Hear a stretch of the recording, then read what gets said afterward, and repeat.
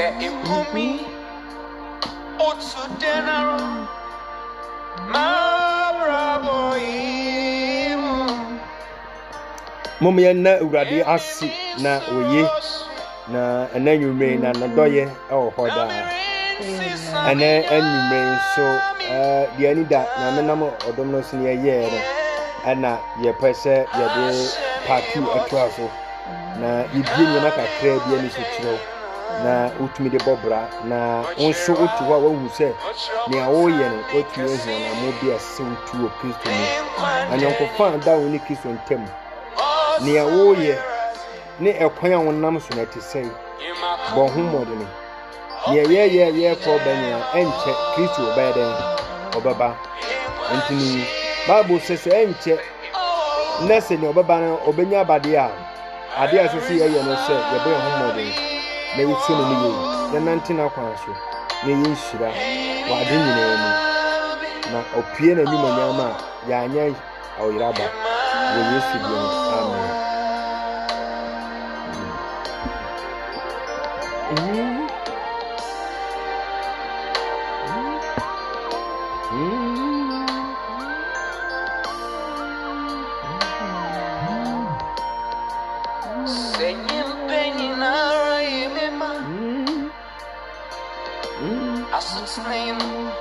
So commission Enyi dadu nyinaras Samutsu menyamu no pia Kanyame owo Impenyi nara imima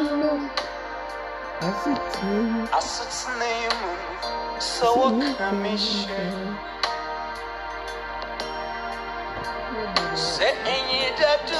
ani die ma mesrew baabi a wo biaran yemmo empaye na yemfa yeho enhye obade ade nyina so tumfo ne nsa na yenko nanim na anwumre ne yewugidie ye odwene ho wo hawo amane usu ne nkwada na no ono otumi ade nyina ye no konkon eni ono asefo brade no obaya ma aboro so wadi azie ndosi mensuru na meka ho obeka ho nsam nketwa ne akase a uhu bida sene aye mebusam kana osese nipa kwan so wurade ani a omma oni na tamfo mpo asodie ba wadi azie na no wurade kan sem bi kire David osi David tremenase e was some 110 some 110 verse no kosi se bedi wa tamfo be show na ase ensuro okan ho odubetwa na odwa dukuro ni mu ni nyina ne so be yo hweki ma wurade asem yemo mpaye wo Yesu Kristo din mu amen ade nyina so tumfu ampa wo nyame ananso wasiesie da ya ma ya fe amen nti yebo mpaye gya wasem a eba hye wo wurade nsa mmpaye bo na ma de sede e ba ko pe se bia nipa enti ase no honhumani ama wonti ye wo wurade wo kire ma won hwehwe no kora no mfa so ene no benya humgye ama wo kra me bom paye anweni a na wo fa yemu no ebede fa yemu gu aba no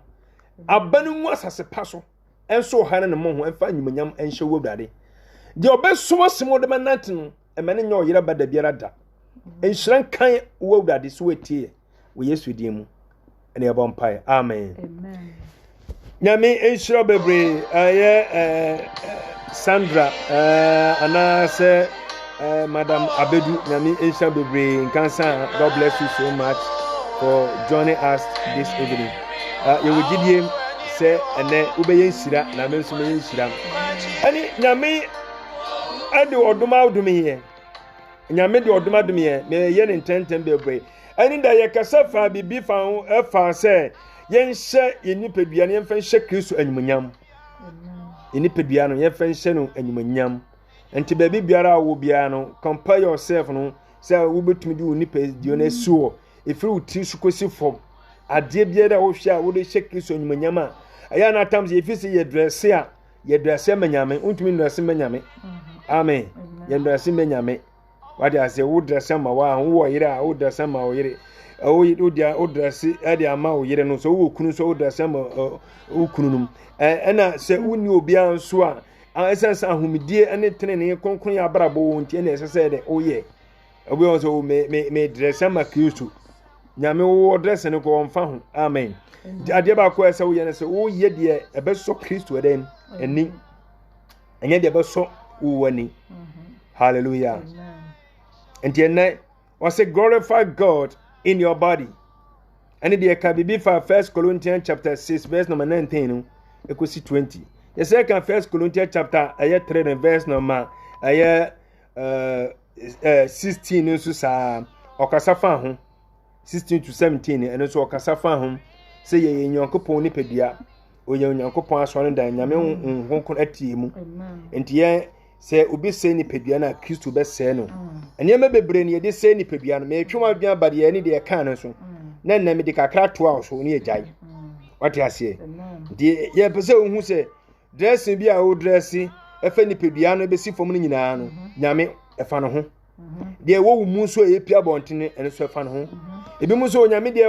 onka nyame mfa de wo ma bonten so da bi your outside and inside ni na no nyame nani je ho de ade bi a wo ye bia be careful o pese wo wura kuro ma esese wo sunu ban esesa amen na wona nti nyame akwan so wati ase so wo obi a nyame bebre wo ya a wo obi a wo chochoro ho yo obi a nyame bi obombo asum nu wade ade a besre wo ye Kristo jim jani nyinara enkase me sofo nkan amen enkase me sofo de o si me sheketo aye wati ase men fo bronsam adie biara ya artificial bia nkan oni pedua because nyame ba wo hwe chosem na o si o kan efficiency o kan o si ye nane nko se ne onyankopon boy ye ne etie no nyame boy ne bibi aibone bi eni ho ade bia wo ye ho bia na epe ye kan se bi o Psalm 139 verse number 14 eba 16 no o si onyankopon we are the faithful and wonderful made nyame boy ye o boy pe bibi eni oba 16 na o si na ade bia uye moja to kwampo odon na yam no ade bia na wo ho bi nyame atworo wo ne bukum enti hwani ye pa ebia na wantumi ankoko angotie ebia pato na ye na ye ani da no ene utum betie a ebaboa wo am wahu anamu otu ene ye bekasa fa bibi nso a se si ehye ni pedua no ye de hye Kristo anyumanyam de ya ena ade e betumi aboa ne se esese ni pedua no a eye wo de ano a Bible says se ni na otimu no ese etumi kunu ne bo na senuyam amen ene betumi aboa wo am wotumi awie peye ama ade a wo ye no wahu se wonam nyame akwan so because se uni pedua no nguya ebe ya denin ebe ya de so betumi di ni pedua na hye Kristo anyumanyam because niam be funu ba nyina be ye oyawo amane esu nkoda na nwunwi ensema enye na efru wanum ba niam be ye niam bone na be fru because ni pedua nda so ye honam amen etima o je sabrian hwa aye Galatians 2:20 Paul kan sembi Galatians 2:20 Bacho ye twen o bacho ye kinkan Galatians 4 nwoma eti mienu ni yi mu a eye aduenu Galatians 4 nwoma eti mienu ni yi mu aduenu Galatians 2:20 me bacho wo ba bia wo bia na ye mie yetro sem no enfonko Galatians 2:20 ne yenhwe asema a Paul ekan home o say I am crucified with Christ, nevertheless I live, yet not I but Christ lived with me, and the life which I now live in the flesh I live by the faith of the Son of God. Amen. What's it say? Galatians 2:20. The patrol baby will be an yemi fanko aye Paul asema okọ Galatian okan e temienu eyim aye aduonu Galatians 2:20. But was saying wabo me ni Kristo asemu yamu Obo me ni Kristo asɛnnua mu na mase a metie yi die o se obo me ni Kristo asɛnnua mu mase a metie yi die na mase a metie die enyame biem Kristo na te ase ewo me mu na mpetoye hallelujah o se obo me ni Kristo asɛnnua mu ade ba ko asise Kristo no o hye ne nso na hunu se the moment ya o nyame se unipadua no fa hye na nyumanyam no anda ne ya ka no unipadua ya nyankopɔn asonda nyame hunkunku tiumunum ade betumi aboa na betumi ye kronkron wo wie peye ba ko no suni we nsu ye ba ko aka ho Paul say me nipadua emno obagi Kristo di ye na afei Kristo betane mu na Kristo di ne ye adwuma no na o kan asase mo Galatians 2:20 osema bɔ me nipadua no mu asɛnnua mu na mase mete no mentimi ho biem na mmom Kristo na adan ati ewo me mu waje se na bra bɔ ɔbɔ nyina ye Kristo no e control no ma menka bibi nto so enipadua no se wentumi enkum nipadua na esense we ye nipanti efie kura wotimu no wanya ɔhaw babao asondan a wotimu no ɔhaw babao enente nipa bebre fra asondan ba akoma afiri akosaa no anya obakɔ asɔre a wokɔ de wokɔ bia wotini nyina because nipa ho omti enipa anti ene nipa so wo wiase because enipa de enipa ho omfono ampa enipa so wo omfono yentumi ni sabiti se amowa bi enkotena enite nyame bo nipa ma nipa se ni nipa na entena ntade ba ko ese wo ye ne se aso Kristo ni mapanom se wo beba ye Kristo ni a na pasa wo hu Kristo nyumanyam na wonante konkon ye so a ade di kan se wo nipadua no ukunu what you say enipadua no ye den ukumu no kura na afei wo ma wo konkon betena mu na fa onu no be dictate anaso betena ne wo nye eni ntina me say o kan ba bia ye 1 Corinthians chapter 6 no o say you are not your own wonni wo ho enti wo konkon betena wo ma ade e be kyerɛkyerɛ wo ne say ankan Joseph for Kites accounts ano te bibiye pa wo konkon betena wo ma ankan Joseph for lipstick over den faka kamano hongunkuna te wo ma ankan Joseph na de wani mu nyanti for pounds etwe anim hongunkuna eti wo ma ankan Joseph kokoda wo boyfriend achi se wo pese be ma no walewa wo tenase ewo bra nyame ahyehye mu anse no abafie aba walewo na yefe se hongunkuna te wo ma ankan Joseph koto wale so hongunkuna te wo ma sene Galatians ye kana 5:19 no o se hunam nnwuma na da di be fenum ebi ne dwamabɔ kunsun anitan akayo obosomsem eniema obobodi a eye hunam nnwuma no ebi ntim mu adentia wase a wote no wonte wo ho empo okasa mpo no ehu benyam amen amen efisa okasa no wa ma okasa hu amenyama mama yenhwe Matthew chapter 12 ne yenhwe nyame asem bi ewo I think say 35 or 36 Matthew chapter 12 babia wo bia yemmia ne yenhwe nyame asem bi wo Matthew chapter 12 Matthew ti dumienu yen kan free aye 36 and 37 no Meyi mu aduasa ensia ko se aduasa enson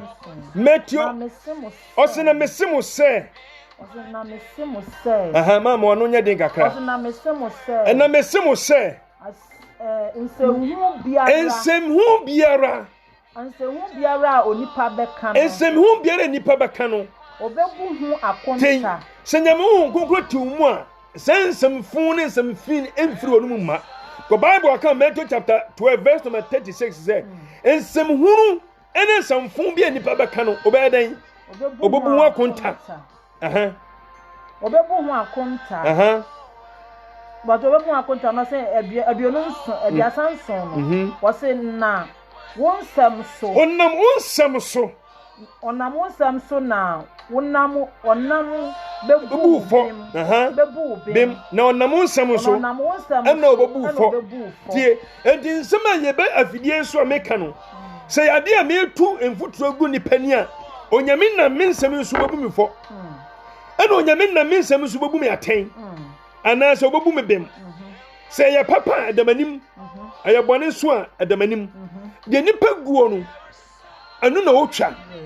sɛne na ɔka no Galatians no sɛsi no ɔso onyankopɔn yɛnsi na twetwe deɛ woguo no deɛ menya kwanya wei a sɛ meka nyame asɛm a ɛde nipa bɛkɔ nkwagyeɛ mu no na mɛgya ato hɔ na dani nipa dwena fitire ne yɛ no ana makɔ sɛ yɛ mu no daakye mɛbu ho atɛn basa meka no kora yi ɛkyerɛw na medane nipa firi a ewiase de kɔ kronkron yɛ mahan mu a na nipa nya nkwagya daakye mɛsere na ɔbubu me bɛm ɛnti wɔ se nsɛm ho biara nipa bɛka ayɛ hwɛ nsɛm a woka wɔkyerɛ sɛ nipa ɛnwu yɛ wɔkyerɛ sɛ tu nyame ntew nipadua no mu hallelujah nyame ho kronkron ɛnte nipadua no mu ɛnti Paul sɛ I have been crucified with my body now I have no longer live but Christ who lives in me me nipadua no nyame na mete ahyɛ biam hwɛ nsɛm a woka hwɛ gongonsan wudi hwɛ atoro wudi wotwa wɔte aseɛ hwɛ anamu a wutuo hwɛ ntade a wohyɛ wɔte aseɛ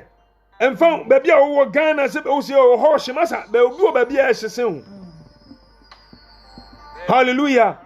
obi wɔ baabi a ɛhyese ho ɛso kata ne wusie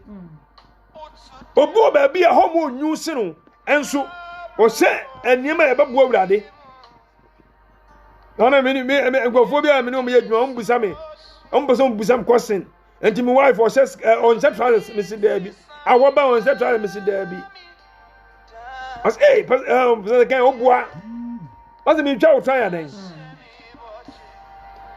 ebi mo bɔ mo ho mɔden yɛ nti wo nso betumi ayɛ hallelujah ɔno sɛ mɛhyɛ me nipadua no me de bɛhyɛ Kristo nyunyam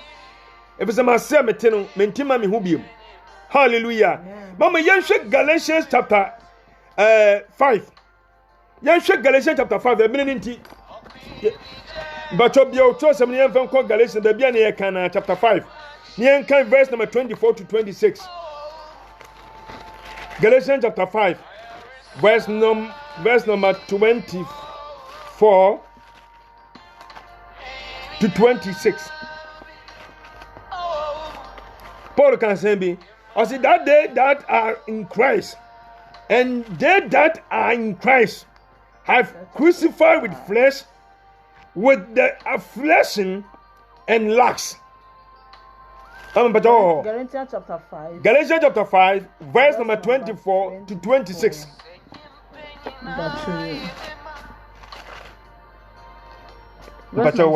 baby. Galatians chapter 5 verse 24 baby. 24 but was say 24 no say na one a wo ye Kristo Yesu was say one na ye Kristo Yesu dia no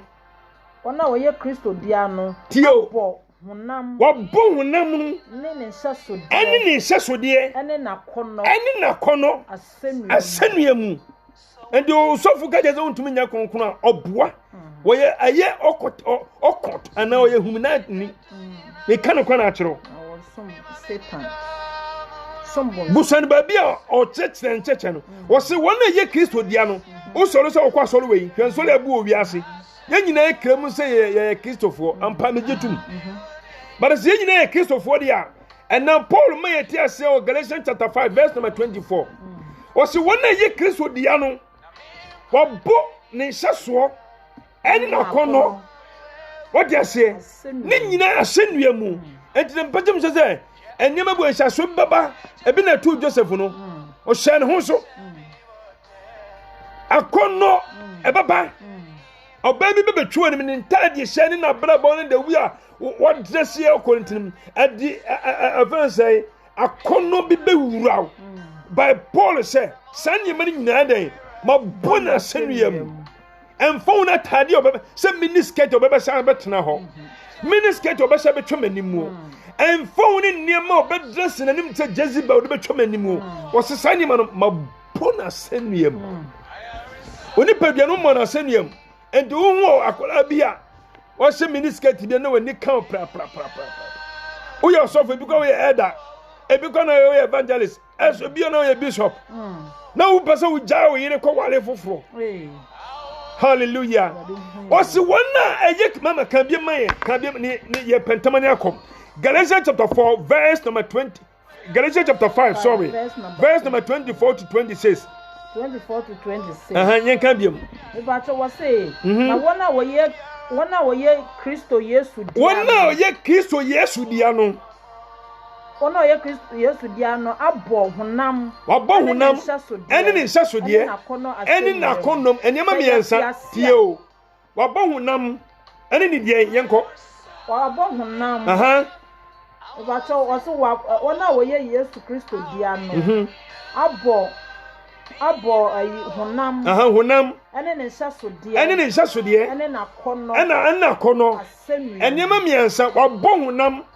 Any na kono any saso de so wonam hunam sani ma nyina beto eni ntre ye ka Galatians 2:20 no wo se wo bom ni padua no asaniam enti ye ka ye 1 Corinthians no so no wonim se wo Onyankopon asore ndan Onyankopon hu mutu enti wo ni padua no ese etumi wu. Yes Lord. Amen. Amen. Ewu ma ekono no krono ma omu eni biri ma omu kunsun ni papa mu ma mu anytime ma mu akayo ma mu tio wa boni saso de adibo masuma utumi hye wo sister de ne ho hye wo wa fro be 3-4 times say kotoni ma bre no odi niam ne ba so o fa madam ma me ndwin pagya na wa ho sa atwe kosoro okwa ni stay wo ye nyina ne panty gugu o nyina no o jijew pa asese bo ni padua no mu ade asenua mu. The Bible said Joseph go twane. What you say? Amen. Ye mo humble dis ye betime twane bone. Ye be twane bone because ye kum ni padua ni dia. Na hu nkonkon tie mu a. Bibie no betime adan. Akwa tie mama ye nto aso. We ba tro ye to aso wo. Aduonunum 25. What say ye tia Ose say ye tiase hu. Say ye tiase wo hunhum ma. Mama ye nante hunhum. Ene mama ye nante hunhum nso. But the nature. Ah to aso. Mama ye mpe animonyam hunu. Tio. Enyi ye hu. Mama ye mpe animonyam hunu. Enyi ye hu abufuo. Amen. Amen. Animonyam hunu. Miracle bia eye hunu. Ampa obeye de. Oh, ye miracle, but so there's and yet the mission Yami Suman war and no, and a miracle. Miracle in a bonus. Yes. And until come back to chapter 6 now, or such a so. Nina Hindia, Nina Trini, Canny. Amen. Nedia Hina, and this gentleman Gassania, a yet, but a bonus. When you made the back any Pabia or Shishan Yanko Trini, and in a Hindian canino. Amen. Amen. Amen. And to make it sure, sir. And you may never be an man, and yet, and I mean, I'm your way, and I mean, you. So would you a year, would you when you was as you should have? Or should the own person of Amen. Amen. But also say, yet, yes, whom, yen nanti wo hum. A crab person, a minute, a bit man until at Nason whom, yan until whom. Jesus said, Paul Galatians chapter 2:20. Christo about training mu enti na sortin enyo no otina sibium Paul na amma no kwan and na Christo about training mu enti Christo na ne o se Paul we nye many way atade o menhye men dresses address we wiase for dressing we dressing to ni person to dia sister enti wo gina hwehwe ma wa hu se onu fuguo sister enti wo gina hwehwe ma wa hu se na ade ba ko yam wiase fo a omudi omuntade ko eye tell ni ho na otwo ma wa mu osole o no bosole me na me kwa sole we na so bo hu na oto ne na wa mu nyina eguo ani de na me ka kire eye fo omo mu ye tire se bebre be ko gem so o man sesa amen sa na de pam fo bebre be ko gem mini skirt a opam skirt nte ewa aso no pam ni nyina sister bra wo be ko gem enfa hu se hu so pamade o awa ma wa twa sister na poni blaze yakwa bo na ye hu blaze ano ni nyina wo be ko gem amen baba nyan kante ne senye baba fo bebre be ko gem eti bɔne a woyɛ rasta woyɛ mamanfo wotwa tire ane la ya wode tutu amanfo nyinaa no Bible said that nam so ne sintu dia baba no nya dan enti nipa no se fa aboy atum se bo anya no wanko na wo yiti na wo di aboy atum no wo so wo ho asotwe amen mo wani na wo dwuma wo die se wo ye baba se wo ye seamstress se wo ye hairdressing and na won na keka wo nyinaa ye careful and then ya me se me fo sa kokobo we ma se mo wani na ho na dia wo ye ni nyina no aye hunam ade unsa beka na wie ye no da bia de wo bako no wura be ho amen na uko sa salum wa niam tatare ho ebu ma nip ma nikad akam pan na bobo ho eni niam science eni ma hunu nyame se free ne dwane ne nyame asotwe ebeba wo so asofo no ntumi nkan kire men shaw dwa na anase men so memwo na untu sa anamo no hallelujah afei mama brase bra esuru kakra Galatians 5:16 and 17 and when the sister of born home modern or say this I said then walk in spirit and you shall not fulfill the lust of the flesh. Amen. Me patro dunsiano Galatians 5:16. Yeah. Etinum ne yimu dunsiano. What say? Na me say. Munante honhom mu na munni honam akono achi. Na manko di honam de akono achi. Tio honam akono do na bi ba ho. E ba ya no. O si de wo bon hu aseniam ene na kono ne sesode ene mo bo e hye wo so ba man ne won na aye wuntumi ntena ba man ne won kasa ya sister ana bra unya oban wura udama utena se ntena hwe yale wa akwa ba nyina wudie watem odi ato akon ena wo kɔ na wo ba wontene se odogo bi kwampo nu abe What's pamade na kono yedu akono ebinio ena meka no TV a wo hwe no niam ahunu wo so eya kono o laptop no niam a wo hwe no so eya kono o tablet no niam a wo hwe no so no bebre ya kono empo wo fo okuta wo no niam a hu wo so no ebi ya tan eya kono wo so obo akono ene ne sasode asanua mu o enye sa eye lockdown e ba ya ka wa wali o enso wontumi meda fie be 7 o'clock da bia opon adwuma 6 o'clock anu ato aso ana 5 anu ato aso obedu fie 12 nkon da bia wo ye meeting koso ye and the sister ya woni to o hye wusu hu bra sister and to o hye wusu hu me mami mami utamatwam na gyan kwala na wo sesa wo mo wate na mboa hallelujah asiye boye ni padua no masanuam na sei na sister bi na menene kansam asesofo papa mami bia menene tifie de bia na mesesa na otumi aboku tena na mia mtumu se ya mia ntina masoso ma hwene mi nsoso no aka se ayewo na mede wo entumi otumi kan ka se ya mia na masoso ena na menso ene anya mi sister ayefum so Uni peduane de dikan ummo na senuam. O me hu obi a wawu a.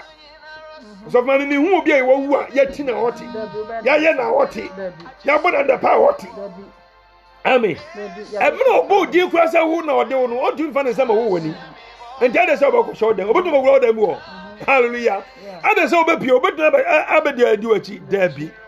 But as far as nipa no honam ne ye honam ne de na ye mo na senia no enwu ni de wo ye dan wo so so so so ye nipa amen hallelujah amen and you can Proverbs chapter 1 verse number 10 o se me ba so odiboye ne jijiwa mempene na wo so kana wo so ye ba na se mo mienu nyam ko ha ne bo so ye keso ni umma oni paduan ma seniam mama ye hwe 17 ni mu do so no Me ba toni yimu do so na honam kondo tia ho. Dio, honam no kondo tia honhom no. Na honhom no etia. Na sansu na honhom no so ko tia re. Honam. Ba ko peso odi ni nyonko so. na enioma mienu yi enhia na esimu dia mo pese ye no ho kwan o se sane mani o se amakwan ne honhom na ni ye kan a ne sent esini ye pese ye no tene ne ni ye pese ye bo no konkon ye ni ye pese ye bo no sister oboa be si kwan yes o dia se o pese o ye tene ne ni pa o pese o ye tene ni pa ansu obia die ntofom na umfa na umfa musada o se o minima nya sase die masa bibia na o sa o da bia akodwuma ma no akotena ho wo ye dwuma no wi a na wo te ho na wo kasa telephone so wa ya papa de opa bia masa na ma me na tua ka na ye ode o me de me kwa ma me no ni fie ho njide me pa bia na me ye na wo de ye kɔ onya me o te suro o hwede ni pa man yo amen o se o ba kwadu no tibi utimi tena o ni di ho na obedidi uye tia ope odi ye ne ko obubu waten odiase abra ba ope no na obo ko obi fio na okekini a wo ye okwadwuma ma wo ye unkwa opese wo jadwuma no boso efio ho edusu ni e pra unkwa wa pra de ni panya ho asem ka ummo ni pedua no ase wonya de be seke so anyimanyam na mo wo ye de be so nipa anyimanyam da bi hallelujah eni peda ho uso ye nurse o ni pa wu enso na wo hwe ofun so na wo no bi chate odu office wo ma obekese onyo no kwara hotel reception ho enso ebi esa ni pa meka otonwum wo Sunday mu ni pedua no onye tema anya yam hye bi ma nipa ommo ni pedua no ma sen yam wo kwa sori de ba wo ya sori koni onye kesoni amen wuda shaw sika wanya wo sitem nyina sese saburo sam sika nim obi sisa ana muro so na onfai da bia metaka opa ko shop na ko tode na wo sisa na anso a obako agwaja soso ba wo sisa na buro so de a wuda wo so wanya de na wo de wafa amen da bia wuda opasanka o boss tuo kanka bi buro so ba o tuo kana anso a na wo depends for na ko jeza boss this year and at this month the way to me kana nyaden anso odi obu obi a eye hallelujah ma ba obi bu odi a eni pa na sisiu uya kronfo but unye hui hallelujah onya me ma wa adwum ntiase wo de me kan hu se ye nipa no Kristo nipa dua na ye mu na Kristo tidia ese ye she nipa dua na anymunyam ye de she Kristo anymunyam what you see kata husie and you visit me better hain na me keka wan me hyeche mabom asum what you see me twuma nim na mabetena ma I be that ga okura ga obetie ka untie because ye hwesode e den ama wonso hu se ne ye ka no eye no kura na wo twosem no mu mama ye hwe Romans chapter 6 verse number 6 ye venwie ye nye fase ye venwie na ebre ne ko Romans chapter 6 verse number 6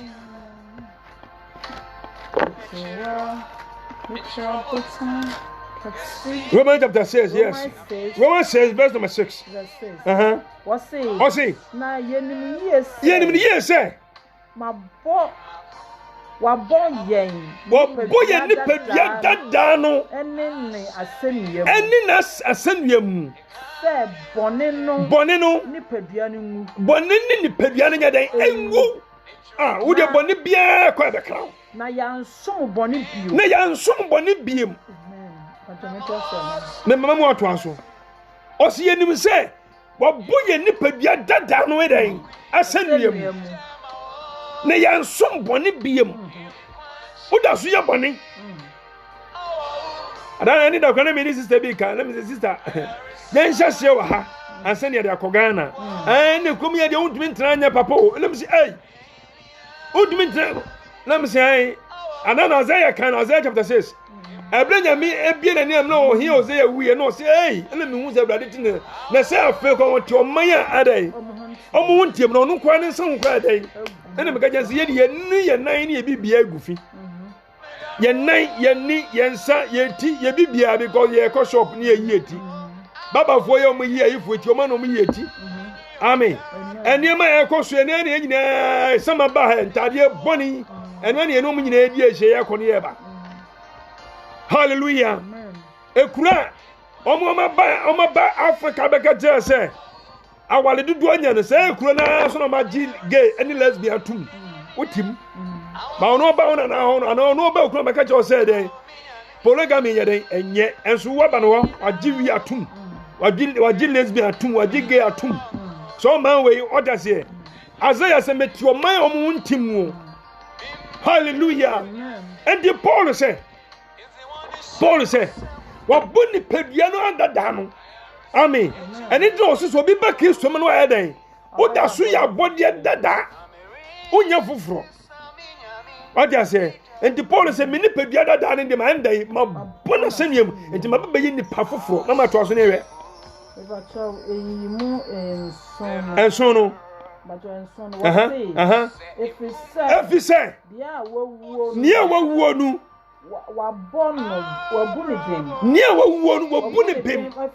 wabunu bim afri bɔne ho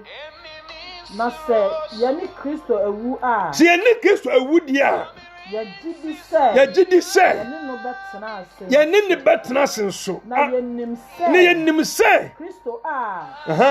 wɔnyane no efiri owufuo mu ringu bio owo rinni ne so bio amen yenim se Kristo onyane ne fira owufuo mu no owuo rinni ne so bio na ringu bio ene bɔne owuo yɛ bɔne amen se yene Kristo awudi a yenim ne yɛ sɛ dɛn yene ne bɛsɔre amen ɔrɔfo wo bɔ wo nipadua no masanuam onipadua no wagya ne de ama kɔnkɔnsa no wɔde ama aturo no awudie no amen masa ya di bibi ma o se deliver na de bia no wati chobo boni de ya di bio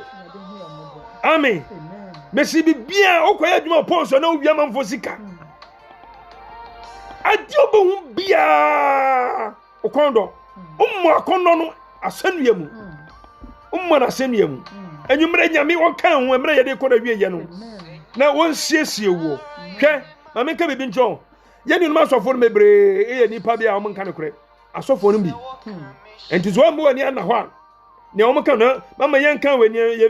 yɛ hwɛ se betumi na esuo ma ɛyɛ 2 Corinthians chapter 11 ɔsɛma mo man nya mo nwa 2 Corinthians chapter 11 verse number 14 13 even 13 to 15 2 Corinthians chapter 11 verses 13 to 15 Bibacho ya kenka o Korinto fo ngoma tusum etosumienu etidu baako yi mu a eye dumiensa kopin ne yi ma eye dumiensa ko sise dunum osina saa nipa yi ye asomfo atrofo osin saa nipa wo mu nyina ya asomfo atrofo saa nipa yi ya asomfo atrofo amu ya asomfo atrofo adumayefo na dafo awodane won hu oyɛ sɛ oyɛ Kristo asomfo ye careful ɛni mo won kan kyerɛw also for such are the false apostles deceiving workers transforming themselves unto the apostles of Christ omo ye onyankopɔ omo ye wiase abonofo asomfo but omo dane omo so omo ye Kristo asomfo dunani yanko wasina enye nwanwa efise Satan ni mpo ono ara mpo no etumi dane ne ho se hanbofo enti se asomfo no nso edane wo ho eye se atene ni asomfo a enye ade nwanwa na tie de obakane ha na ebewie won senia wonwuma tie umpasem we na opede amen se wiasefo nyamena ana omasofo na omadane wo so mo yenyam kopon sofo no enye nwanwa because Satan nimpo tumi dane ne ho so ya hanbofo na omawie ye no ebewie won sai anite ye kan Galatians no o se manje anumanyam hu bia a emfa hwe ma anumanyam hu bia menam ye miracle ma we ena menam ye ma we ena me ye ma Paul mpo ana se Peter mpo ye dokas owi okonya ne mpono amfa ntu no ho Dabi. ha na atuma anya ne owufo no say dem ye nyina ye fake dem ye nyina ye fake what do you say dem ye nyina na say ke bia tuan de ke nyina betuma tuan ho what do you say me tuai me ka jo say ma bompa ya ma obi eno mpo na me ye osofo na me kwasori ma bompa ya ma obi na gini wem emfa obi a ohun say emfa aye no abo no atumi afuma tu abatofom God is my witness yen kan tu ye ho eno mpo na me nya sofo ene ni sade ye ne kan ko bia beti sa tempo no yimpo mai fa say mo ba mpo mai hallelujah and do say menya nwanwa se empo ewiasefo no asofo no tumi da no mo so mo ye nyame so mfo a o ma wie ye be den ebeba odofo osiye nsekeso enumanyam awo ye nipadua mu we ni niam obetumi na hye keso enumanyam untade hyem o kasa fi mu ba woniam a wo de hyesie wo ho wabrabo woni ye usu ene oban aniam a wo tsama foforo hu se ampa keso etinipadua mu aniam a wo kya hu se nipadua o yabona hyenua mu yakunu ewu asori what I say na asori fofom sanye mani na dadi ma hu se ye gina ho ene keso eye ebum di ade amen. And the Paul can Galatians chapter 1. Galatians chapter 3 verse number 1 to 3. Galatians chapter 3 verse 1 or see. Mu Galatians 4 mu yankwasha 4. Yesu Kristo mu monim ne yakunu. Ada na mu mfo ne din ne fanya djuma. What you say? Hallelujah. Na okasa kwa kogodumi ensa na. O se ada na mu hyase huhum yi. Na mu ko wie na hunami. Si wan kum ni padua na enwu a wo ye den. Wonam no do ba ko say yemu. Galatians chapter 3 verse number 1 to 3. O see there ye shall say wo hunhum ba ye de ko wie hunam. Hallelujah. And then you make Kristo omo adwem ensem adwem ntiase. Man na tewradim na ye kronkron. Because Paul say ma bom nipadua no asenuam na ma se amete no mentibiem na mum Kristo na den atiase ewo memum. Me last quotation ye di twaso. Hallelujah. Aye 1 Corinthians chapter 9. 1 Corinthians chapter 9 verse number 27. 1 Corinthians chapter 9 verse number 27. When you read chapter when you miss down 1 Corinthians chapter 9 verse number 27. I say therefore I say but I keep under my body and I bring unto the subjection. Let that by any means when I have preached to others, I myself should not be cast away. Amen. Yeah, Korinto 4 nguma dikan. Eti enkono. Iyi mu aduonu enso. Paul say, emom ma hyem me nipadua ahoye a ensa tie o si me nipadua yi ma hye na nyimu aye ahoye because ensa ko betuma num bi wi ko betuma num bi jot ko betuma num bi e ma asem ko betuma num bi afabi eniema bebre a ka Paul ko no so betuma ye bie masa ka Peter si ye se na fie obi ani ha ke metuma hye bie si ya na me ne sofa me ye twa na yenso ye de agi yani amen ba Paul say mesumi ni padua no mesene ni ya what you say masa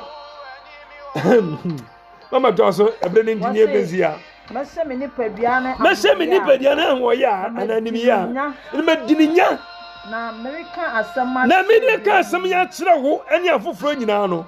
me ara ma me anso ma nya ne enfra me ka asam na kire wo me nso ma nya ne enfra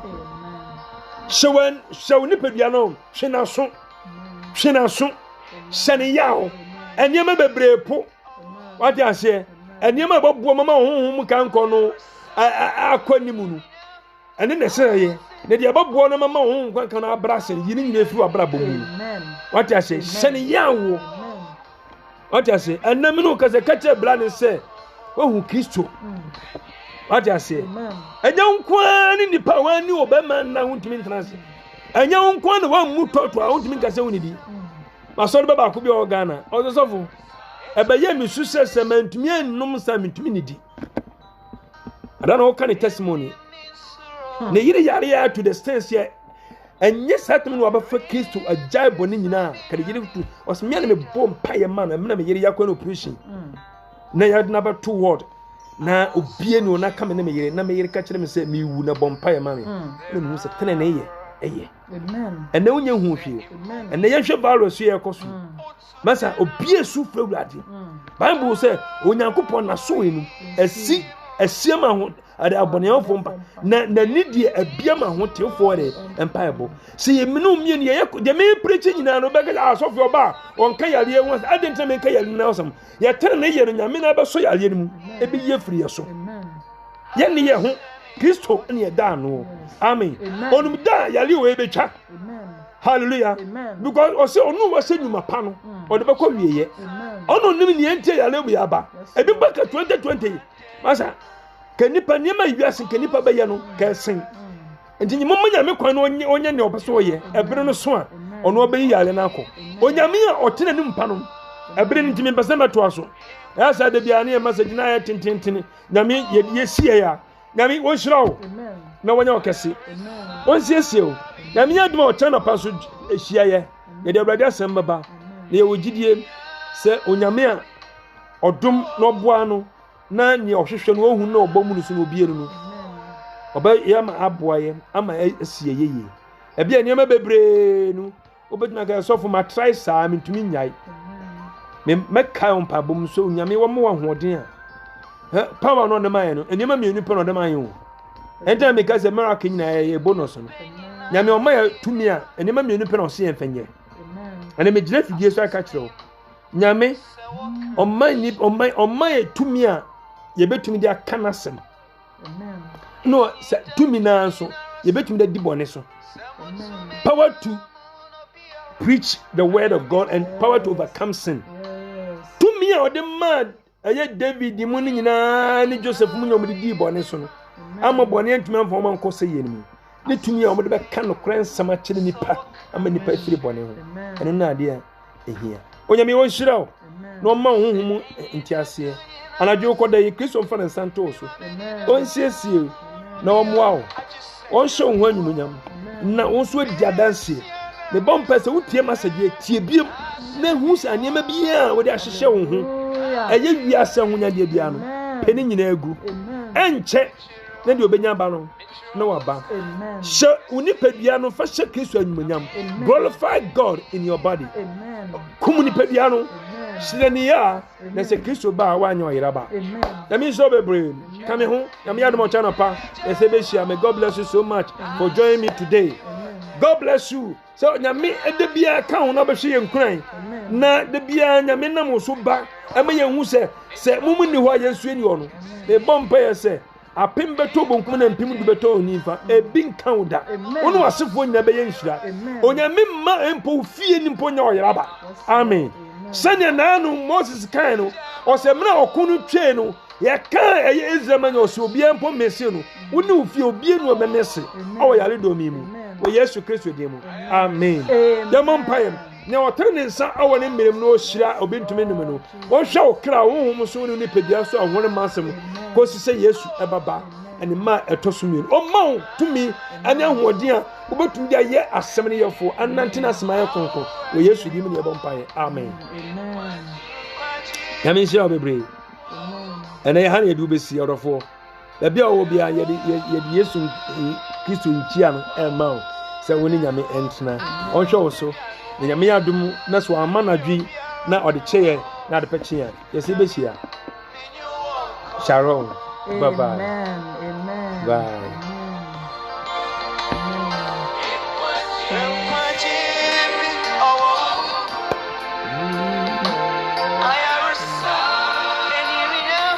amen